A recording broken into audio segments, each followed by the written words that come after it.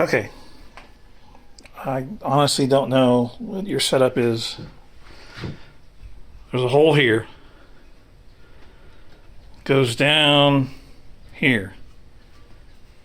It's a vent. It's pre-throttle body.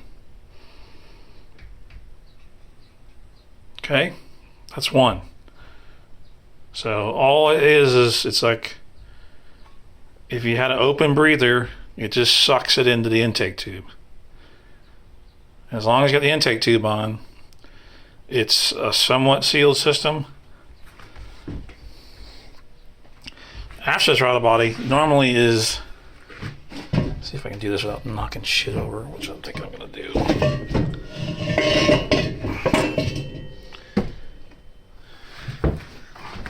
Is this one's missing?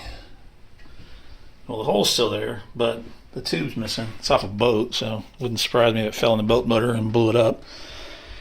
But this is vacuum, and I want to say it's, let's see, I think it's 1/4 inch. No, it's probably like an 1/8 inch hole. It's a pretty small hole.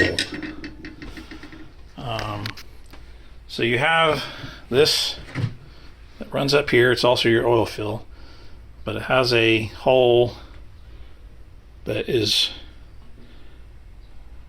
sucked into the intake tube before the throttle body, and you have this tiny ass hole with vacuum on it, which is also bad if you're boosting an 8.1 because now you're blowing pressure into the crankcase. So I normally weld this hole up, weld this up, and then I run a breather on each valve cover. If I don't run a breather on each valve cover, I run it into a tank or something, but I don't ever suck it back in. I know some of you have to have a sealed system, whatever. So now you have, if I can tell by your pictures, this is blocked. This is open. So you have this sucking, and now you have another suction sucking through a thing. So I don't know.